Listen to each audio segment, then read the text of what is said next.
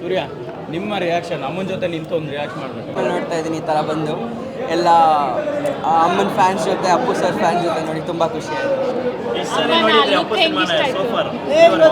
ಎಲ್ಲ ನೋಡಿದ್ದೀನಿ, ಆದರೆ ಈ ಥರ ಥಿಯೇಟ್ರಲ್ಲಿ ಬಂದು ಫಸ್ಟ್ ಟೈಮ್ ಎಲ್ಲ ಅಮ್ಮನ ಜೊತೆ, ಅಮ್ಮನ ಫ್ಯಾನ್ಸ್ ಜೊತೆ, ಅಪ್ಪು ಸರ್ ಫ್ಯಾನ್ಸ್ ಜೊತೆ ಎಲ್ಲ ನೋಡೋಕೆ ತುಂಬ ಖುಷಿ ಆಯಿತು. ಆಕ್ಟಿಂಗು, ಲುಕ್, ಅವರ ಇನ್ನೋಸೆನ್ಸ್ ಎಷ್ಟು ಇಷ್ಟ ಆಯಿತು. ಇಲ್ಲ ಅವರಿಂದ ಕಲಿಬೇಕು. ಮುಂದೆ ನಾವು ಇಂಡಸ್ಟ್ರಿಗೆ ಬಂದರೂ ಕೂಡ ಅವರಿಂದ ಕಲಿತೀವಿ.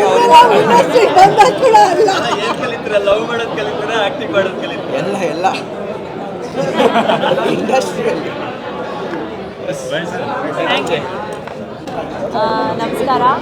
ಥ್ಯಾಂಕ್ ಯು ಮತ್ತೆ ಅಪ್ಪು ಮೂವಿ ರಿಲೀಸ್ ಆಗಿದೆ. ಬಹುಶಃ ಸಾಮಾನ್ಯರಿಗೆ ಇದೊಂದು ಸಿನಿಮಾ ರಿಲೀಸ್ ಆಗಿರುತ್ತೆ, ಬಟ್ ನಮ್ಮಂಥ ಎಲ್ಲ ಅಪ್ಪು ಸರ್ ಫ್ಯಾನ್ಸ್ಗೆ ಇದೊಂದು ರೀತಿಯ ಹಬ್ಬ.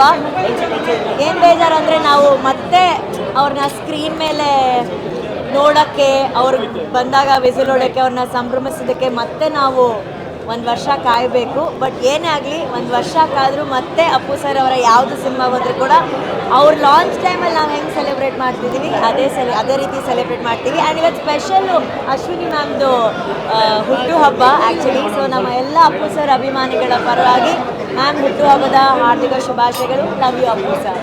Thank you. ನಿಮಗೆ ಸಪೋರ್ಟ್ ಮಾಡಿದ್ದೀರಾ. ನಮಗೂ ಬೇಕು. ಮತ್ತು ಇವತ್ತು ಅಶ್ವಿನಿ ಮೇಡಮ್ ಅವರು ಹುಟ್ಟುಹಬ್ಬ, ಅವ್ರಿಗೆ ಹ್ಯಾಪಿ ಬರ್ಡೇ ಹೇಳೋಕ್ಕೆ ಇಷ್ಟಪಟ್ಟು ಮಾತಾಡೋದು. ಹಾಗೆ ಅಪ್ಪು ಸರ್ ಅದು 50ನೇ ವರ್ಷದ ಹುಟ್ಟುಹಬ್ಬ. ಅವ್ರು ನಮ್ಮ ಜೊತೆಯಲ್ಲಿಲ್ಲ, ಅದೇ ಒಂದು ತುಂಬ ಫೀಲ್ ಆಗ್ತಾಯಿದೆ. ಈ ಸಿನಿಮಾ ನೋಡ್ತಾ ಇದ್ದಂಗೆ ನಮಗೆ ಒಂದಷ್ಟು ಫೀಲ್ ಕಾಡ್ತು, ಕಣ್ಣಲ್ಲಿ ನಮ್ಗೆ ಗೊತ್ತಿಲ್ಲದಂಗೆ ನೀರು ಬಂತು. ಯಾಕೆಂದರೆ ಜೊತೆಯಲ್ಲಿ ಕಳೆದಂಥ ಒಂದೊಂದು ಗಳಿಗೆನೂ ಕೂಡ ನಮಗೆ ತುಂಬ ಒಂಥರ ಮನಸ್ಸಿಗೆ ಕಾಡ್ತಾ ಇದೆ. ಅದು ಜೊತೆಯಲ್ಲಿ ನಮ್ಮ ಹೀರೋಯಿನ್ ಅವ್ರ ಜೊತೆ ಬಂದು 23 ವರ್ಷದ ಜೊತೆ ನನ್ನ ಜೊತೆ ಸ್ನೇಹಿತರಾಗಿರುವಂಥ ರಕ್ಷಿತ್ ಅವ್ರ ಜೊತೆ ಒಂದು ಸಿನಿಮಾ ನೋಡಿದೆ. ತುಂಬ ಖುಷಿಯಾಯಿತು ಜನಗಳ ಮಧ್ಯೆ ನೋಡಿದ್ದು. ಅವರು ಫಸ್ಟ್ ಟೈಮ್ ಸಿನಿಮಾ ನೋಡಿರೋದು, ಮುಂಚೆ ನೋಡಿರಲಿಲ್ಲ. ರಾಜ್ಕುಮಾರ್ ಅವರ ಕಂಪ್ನಿಯಲ್ಲಿ ಈ ಥರ ಸಿನಿಮಾಗಳು ಯಶಸ್ವಿಯಾಗಿ ಬರ್ತಾಯಿತ್ತು. ಅಪ್ಪು ಸಾರ್ನ ಈ ಟೈಮಲ್ಲಿ ಮಿಸ್ ಮಾಡ್ಕೊಡ್ತಿದ್ದೀವಿ. ಅವ್ರು ಯಾವಾಗಲೂ ನಮ್ಮ ಸುತ್ತ ಇದ್ದಾರೆ ಅಂತ ನಂಬ್ಕೊಂಡಿದ್ದೀನಿ. ಎಲ್ರಿಗೂ ಒಳ್ಳೆಯದಾಗಲಿ. Thank you.